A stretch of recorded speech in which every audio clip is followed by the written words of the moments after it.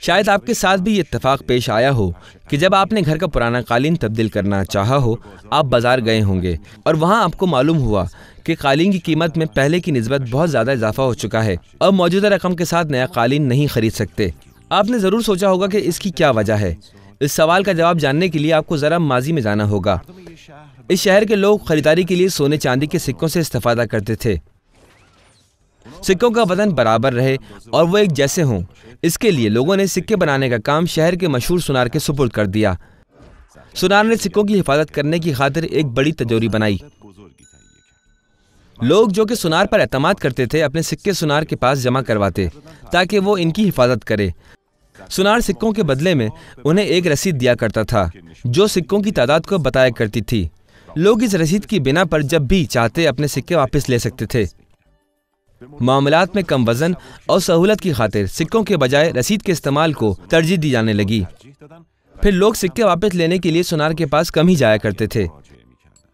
Sonar نے جب دیکھا کہ لوگوں کے درمیان رسیدوں کا اعتبار زیادہ ہوتا جا رہا ہے، لوگوں کے اعتماد سے غلط استفادہ کرتے ہوئے اس نے ایسی رسیدیں چھاپنا شروع کر دیں کہ جن کی عوض تجوری میں سکے موجود نہ تھے۔ عوض کے بغیر رسیدوں کے نتائج کیا ہو سکتے تھے؟ اجازت دیں کہ اس سوال کا جواب ایک مثال سے واضح کریں۔ اگر ان ڈبوں کو معاشرے میں موجود چیزیں تصور کریں اور سونے چاندی کے کل سکے بھی ان ڈبوں کے برابر ہوں تو پھر ان میں سے کوئی سا بھی ایک ڈبہ خریدنے کے لیے ہمیں ایک سکے کی ضرورت ہوگی۔ چونکہ آہستہ آہستہ سکے کی جگہ رسید نے لے لی تھی، لہذا ہر ڈبے خریدنے کے لیے ہمیں ایک رسید کی ضرورت تھی۔ یہاں تک سب کچھ ٹھیک جا رہا تھا، لیکن سکوں اور رسید کے مابین ایک اہم فرق آ گیا تھا۔ سکے بنانے کے لیے سونا ضروری ہے کہ جس کی مقدار محدود ہے، جبکہ رسید چھاپنے کے لیے صرف کاغذ اور سیاہی کی ضرورت تھی اور ان کے ساتھ لاتعداد رسیدیں شائع کی جا سکتی تھیں۔ سونار اس بات کو بھانپ چکا تھا۔ رسیدوں کی تعداد میں ہر روز اضافہ کرتا جا رہا تھا، جس کی وجہ سے لوگوں کے ہاتھ میں رسیدیں زیادہ ہوتی جا رہی تھیں، جس کی بنا پر ہر ڈبہ زیادہ رسیدوں کے ساتھ خرید و فروخت ہونے لگا تھا۔ عملی طور پر ڈبوں کی قیمت مسلسل بڑھ رہی تھی، یہاں تک کہ آج اسے افراط زر کہتے ہیں۔ سونار نے بازار میں بغیر عوض کے رسیدوں کو پھیلا دیا اور دن بدن دولت مند تر ہوتا گیا۔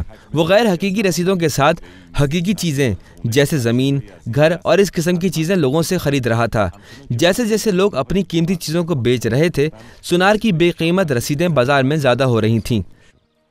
صرف یہی نقصان نہ تھا جو لوگوں کو ہو رہا تھا، بغیر عوض کے پھیلنے والی رسیدوں سے اگر لوگ وہی چیزیں دوبارہ خریدنا چاہتے تھے تو مہنگی ملتی تھیں۔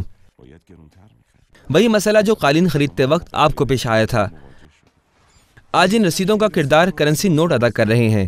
در حقیقت نوٹ وہی رسیدیں ہیں جو بینک لوگوں کو ان کی حقیقی چیزوں کے بدلے میں جاری کرتے ہیں، لیکن آج بغیر ڈپازٹ کے نوٹ جاری کرنے سے ان کی قدر کم ہو رہی ہے۔ یہ وہ مسئلہ ہے جو آج تمام ممالک میں درپیش ہے، جیسے کہ ایران میں مرکزی بینک کے مالی قانون کے مطابق 1000 تومان کے بدلے 108 گرام خالص سونے کا ذخیرہ ہونا چاہیے، جبکہ آج اس مقدار میں سونا خریدنے کے لیے 14 ملین تومان کے نوٹ ہونے چاہیے۔ حقیقت یہ ہے کہ وقت گزرنے کے ساتھ کرنسی نوٹوں کی قدر کم سے کم تر ہوئی ہے۔ دوسری طرف چونکہ سونے کی قدر ذاتی ہے، لہٰذا آج بھی اسی طرح باقی ہے۔